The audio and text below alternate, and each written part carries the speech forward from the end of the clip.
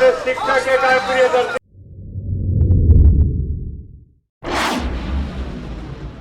नई शिक्षक नियुक्ति नियमावली का विरोध लगातार चल रहा है और अब शिक्षक संघ की तरफ से धरना का आयोजन किया जा रहा है। पटना के गर्दनी बाग की तस्वीर दिखा रहे हैं। यहाँ पर जो बिहार माध्यमिक शिक्षक संघ है उनके तरफ से यहाँ पर धरना का आयोजन किया जा रहा है और 3 जून तक ये धरना चलेगा। लगातार सरकार की तरफ से जो नियमावली लाई गई है उसका विरोध लगातार चल रहा है। पहले प्रोटेस्ट हुआ, मार्च हुआ, अब धरना दिया जा रहा है और मैसेज साफ है कि बीपीएससी की तरफ से जो एग्जाम लेकर शिक्षकों को नियुक्त यानी परमानेंट बहाली की जो बात सामने आ रही है उसका यहाँ पर लगातार विरोध किया जा रहा है। कई शिक्षक हैं, हम उनसे बात कर लेते हैं।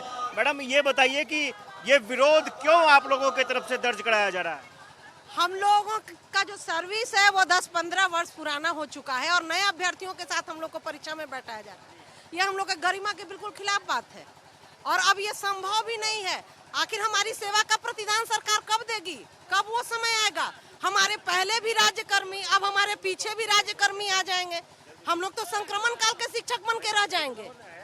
जो दंश हम लोग झेल रहे हैं नियोजित का, पब्लिक के तरफ से भी, सरकार के तरफ से भी एक विरोध का अब बर्दाश्त करने का भी एक इंतहा होता है।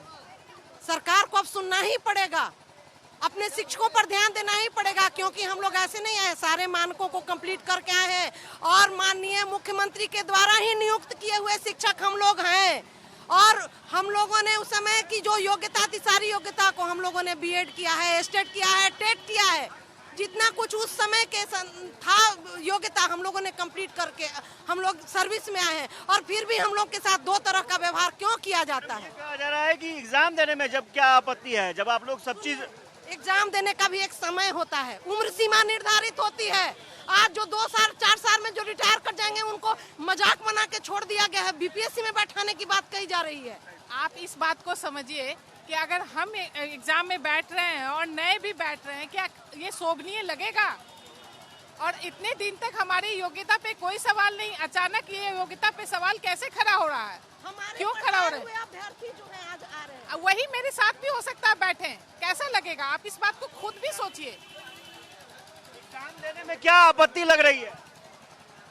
एग्जाम किस बात की? एग्जाम देकर के ही तो हम आए हैं। हमारी नियुक्ति 2006 में हुई और 2006 से लगातार 2023 तक हम अनवरत गुणवत्तापूर्ण शिक्षा दे रहे हैं। जिस गुणवत्तापूर्ण शिक्षा की ढिंढोरा बिहार सरकार और बिहार के शिक्षा मंत्री माध्यमिक और उच्चतर माध्यमिक का परिणाम घोषित करते वक्त प्रत्येक वर्ष करते हैं, वो हमारा ही देना है ना, हमारी ही योग्यता पर है ना।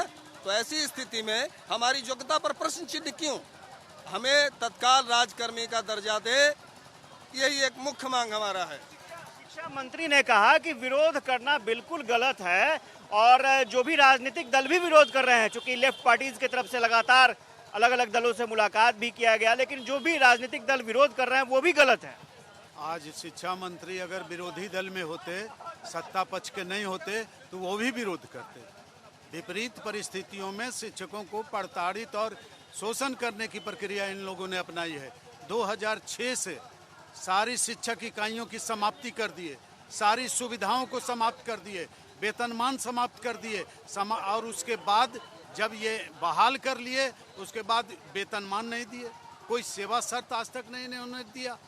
और अभी जो बीपीएससी से एग्जाम का शिक्षक नियोजित अध्यापक नियुक्ति नियमावली 2023 को किया है, इस संदर्भ में इतनी खामियां हैं। जैसे जो शिक्षक अभी कार्यरत हैं, अगर वो बीपीएससी क्वालिफाई कर जाते हैं, अगर मेरिट लिस्ट में नहीं आते हैं तो वो कहाँ रहेंगे?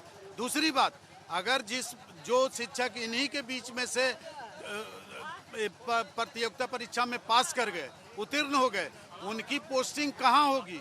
उनको कौन सा, उनकी सेवा का 17 वर्षों की सेवा की निरंतरता होगी क्या? बहुत सारे ऐसे भाव हैं जो शिक्षकों को सिर्फ अपमानित करने की व्यवस्था की है। वैसे माननीय मुख्यमंत्री जी जिस विद्यालय से पास आउट हुए हैं वहाँ के शिक्षक भी आए हुए हैं, जो उनको पढ़ाए हैं वो भी शिक्षक हैं।